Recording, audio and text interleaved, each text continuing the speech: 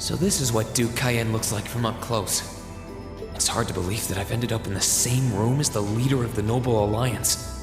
Although, I guess we did meet back in Legram before the war broke out. Reen Schwarzer. Truth be told, we don't want this war to drag on any more than you do. Really? We only acted as we did due in part to our dearly departed Chancellor's behavior being far too unreasonable to justify turning a blind eye. He garnered the trust of His Majesty, and in turn misused that trust. He flagrantly disregarded this nation's beloved culture and traditions, treating Erebonia as if it were his own personal property. Surely you too noticed this. Well, I can't say I disagree. We did hear story after story during our field studies about how aggressive his policies were, about the way he didn't care how many enemies he made as a result, creating terrorist groups like the Imperial Liberation Front.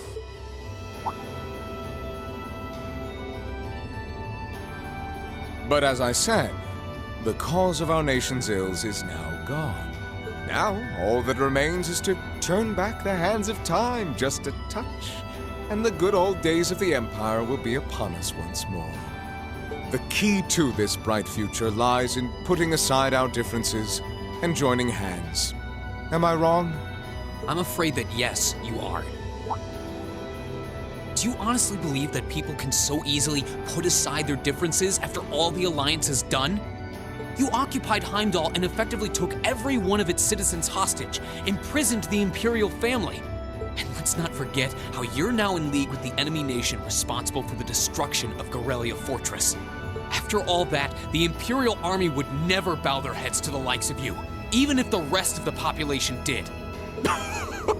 My word, I'm afraid there's been a terrible misunderstanding. The Imperial family is simply under our loving protection. They certainly haven't been imprisoned. But that does bring me to exactly why I want you to help us. It does? The Azure Knight is already on our side.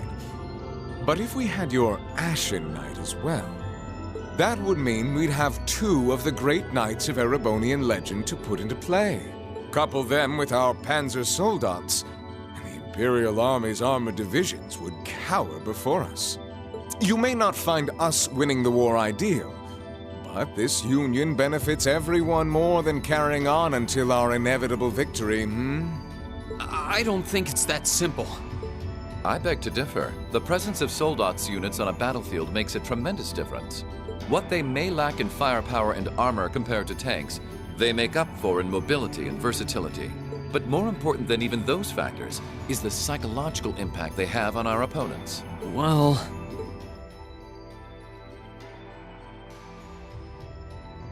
we're only human. As such, we are as captivated as we are terrified of giant beings bearing human form. And if that holds true even for mass-produced soldats made with modern technology, it will be all the more true for the divine knights of legend you and Crow possess. Can't argue with that logic. I will say it once more. Gileath Osborne is dead, and with his death, all that's left to be done is end this ridiculous war and return order to the Empire. Only then will everything be as it should. That includes both your pleasant academy life and the peaceful days of darling Elise and her friend the princess. Are you trying to? Whatever you ultimately decide, their safety is guaranteed. I would ask that you promise him this, if nothing else, Your Grace. But of course, I'm not a monster. Rufus.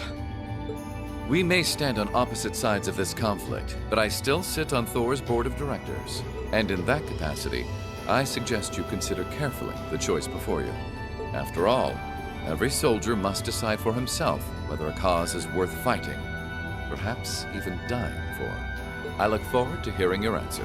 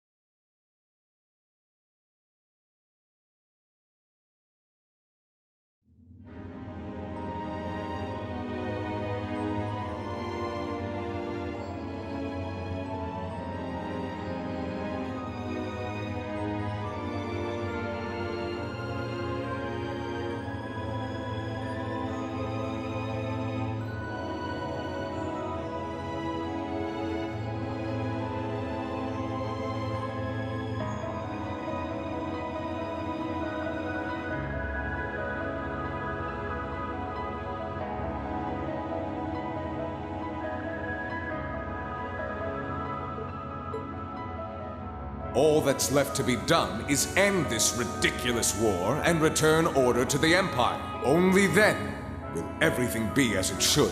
That includes both your pleasant academy life and the peaceful days of darling Elise and her friend the princess.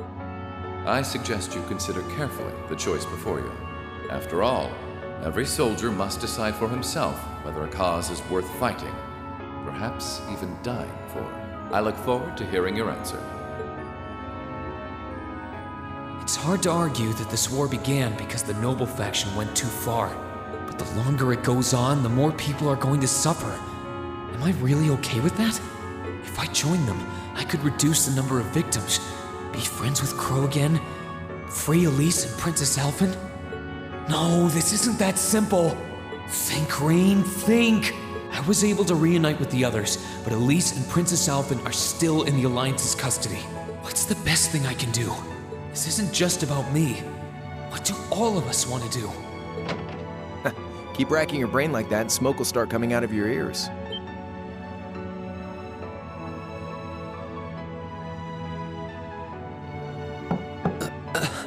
What do you want? Hey now, no need to give me that look. I figured I was gonna find you busy thinking everything over like your life depended on it. And what do you know? I was right. How about you mind your own damn business? And don't you have better things to do with your time? I figured the glorious Azure Chevalier would be far too busy with the war to be hanging out around here. It's tough being popular. If you joined us, I could get away with doing half the work I am now. So come on, stop freaking out about it so much and make a choice. This isn't something I can just decide by flipping a coin, Crow. And besides, it'd probably be an easier choice if not for a certain someone. What's that in your hand, anyway? Grub, of course. Kinda early, but I brought you your lunch. Mind if I join you?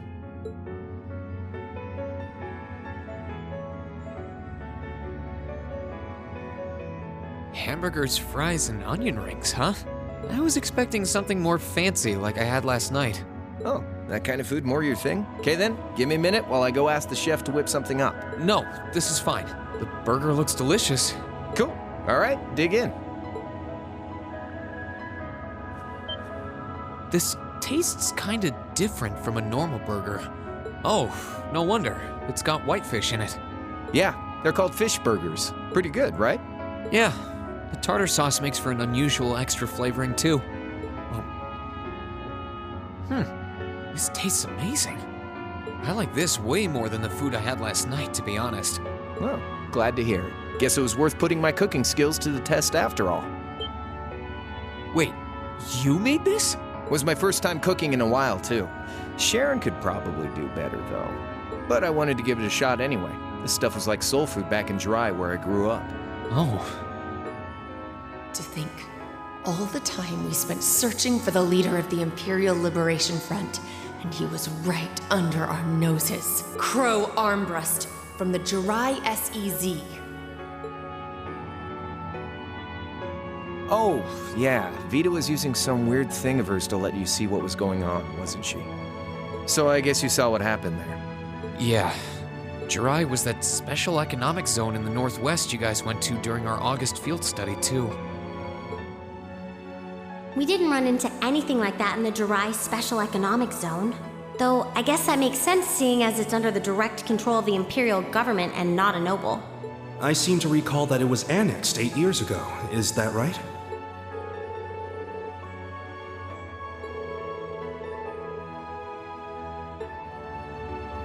So you ended up going back to your old hometown then? Yeah, by pure coincidence. It's changed a lot since I was last there, so it was kind of surreal being back again. But it was nostalgic in its own way, too. It's been bugging me for a long time now. What could have made you want to join a group of terrorists like the Imperial Liberation Front? What was it that made you hate Chancellor Osborne that much? Enough to take his life? Oh, tell me, Crow, please.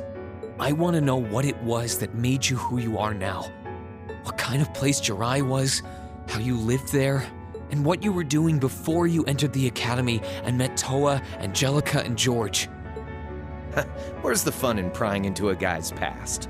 Save all that talk for your number one in class.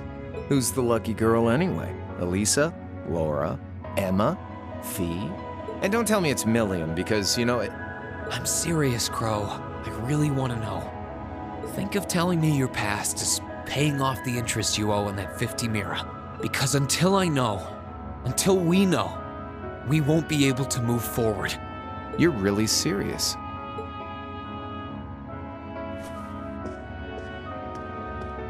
Crow? My past really isn't that big of a deal, you know. It's got nothing on yours, that's for sure. If you find yourself thinking that's all when I'm done, well, I warned you. So, you really want to know? Yeah. Nothing you say will change my mind. Please, tell me. All right, you win. Like I said, it's just your run-of-the-mill sob story. Pick up any history textbook and you'll probably find a dozen others just like it. It's the kind of story that's so common no one bothers to remember it, like it never even happened. Back in those days, Jirai was known as Jirai City. It was a city-state off the coast of northwest Zemuria that prospered through maritime trade with West Erebonia, Northumbria, and Remiferia. It had a population of around 150,000 people, so it wasn't exactly a big place or anything. Because of that, the surrounding nations left it alone and let us live out our days in peace. We were pretty fortunate, all things considered. Until about 20 years ago. That was when the Northumbrian disaster struck, and much of the Principality of Northumbria was turned to salt. And as a result, trade on the northwest shore was reduced to virtually nothing. Day after day, Jirai's prosperity started to fade away. Still, it wasn't all bad.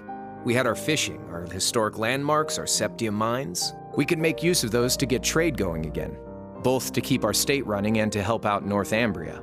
In fact, the one who advocated that approach was the mayor, my grandfather. He was the last mayor Jirai City ever had. He was a stubborn old bastard, but he had this wry sense of humor and was well loved by everyone. I lost my mom and dad early, so he was also my only living relative. He taught me just about everything a guy could know. He was like a mom, dad, and your old master rolled into one, I guess. Anyway, fast forward to 10 years ago. Out of nowhere, we received this proposal from the Erebonian government. They said they wanted to extend a railway line from Heimdall all the way to Jirai. We relied on the sea for trade before, but there wasn't any reason to believe we couldn't benefit from being connected to Heimdall by rail. The proposal drew overwhelming support from the city's council, and as a result, my grandfather was forced to accept. Within a year, the city had all of its old life back and then some. The streets were more bustling than ever. But keep in mind, this was a result of huge amounts of imperial capital flowing into the city. Land and buildings we once treasured were bought up left and right. Everything became a target for investment.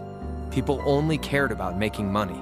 Something similar supposedly happened in Crossbell too, but unlike there, no opposition existed in Jirai. My grandfather sensed something was off, and he tried what he could to get the situation under control.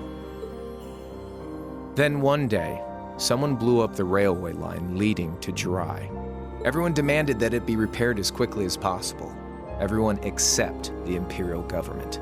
Instead, they panned our national security arrangements for being insufficient and threatened to withdraw all imperial capital. The city was left in an uproar like we'd never seen. Shares plummeted, and with no one able to ascertain the culprit's identity, chaos reigned. That was when he showed up.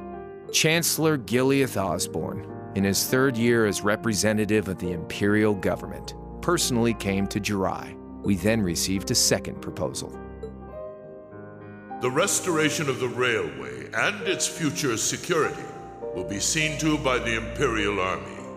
In return for our continued assistance in safekeeping, Jirai will come under the wing of our glorious empire and attain even greater prosperity as a special economic zone. The timing was too good to be true, really. Realizing this, my grandfather staunchly opposed the idea. He tried everything he could to convince the city's council to reject the offer. Unfortunately, once you taste the sweet fruit of prosperity, it's hard to want to go back. The council, made up of influential merchants and all their greed, jumped at the offer. And tempted by the elimination of customs, together with the tax breaks from being an SEZ, many of the citizens did too. And during all that, they'd conveniently found a suspect behind the railway incident, my grandfather. He loved Jirai more than anyone, and up till then, its people loved him too. And yet, virtually overnight, he found himself facing the wrath of both the city's council and the citizens alike. Left with no choice, he resigned from his position as mayor, and Jirai formally became part of the empire. Both of these things happened on the same exact day.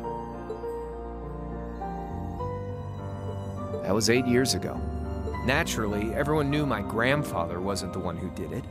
They knew who was really responsible. They just turned a blind eye to the truth. See? I warned you. Just your run-of-the-mill sob story. I don't know what to say, Crow. What happened to him after that? Your grandfather. One day, he just up and died.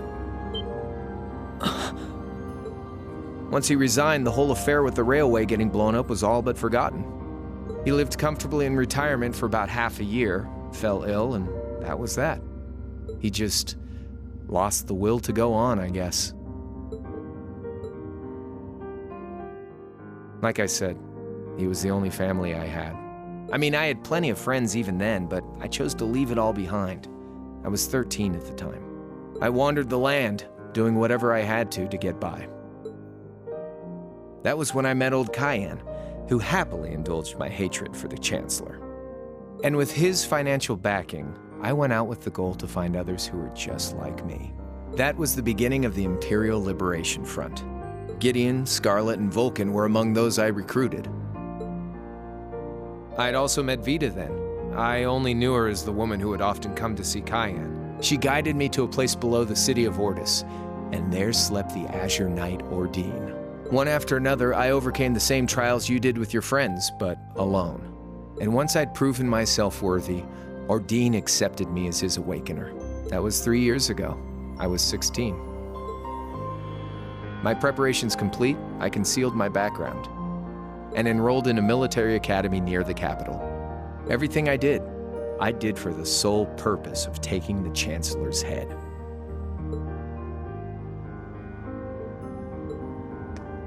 Come on now, what's with the face?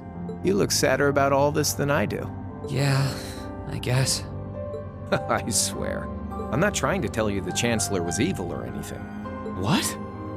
Still, there's no denying that he managed to outwit my grandfather. And he may have lost, but Pop's always loved a good gamble. It's thanks to him that I'm pretty good at chess, card games, that kind of stuff. I'd say it's fairly normal for a student to want to avenge his master's defeat, wouldn't you? Maybe. At the end of the day, there's no denying this country has problems, and the Chancellor's methods were making them worse. I studied those problems, worked out how to use the situation to my advantage, and then won the game with an all-or-nothing gamble. But when you think of how peaceful Jirai is now, I'd say I've got a duty to clear up the mess left behind by my game too, which means ending this war and restoring peace. So it's only when that's done that my game is truly over.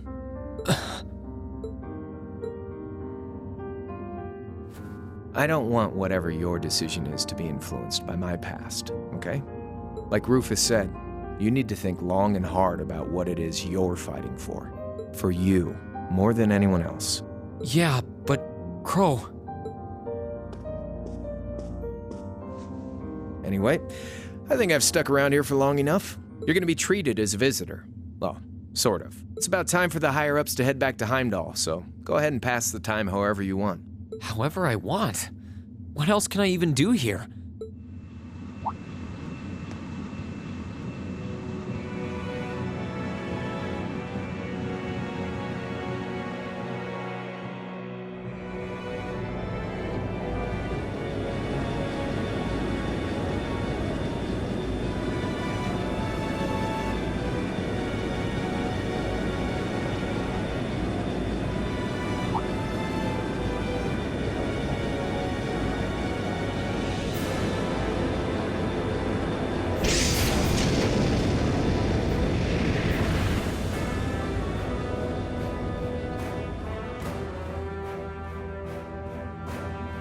There'll be no guards outside your room, so if you want to try and escape, be my guest. Just keep in mind that some members of Ouroboros and Zephyr are on board too.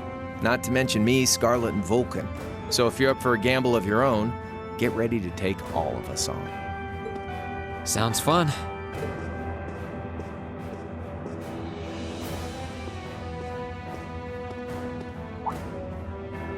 Oh yeah, one more thing. There's this real cute visitor in the guest of honors room on the second floor. I think she'd perk right up if she saw you, so why not go pay her a visit? Just don't go making your girl jealous, okay?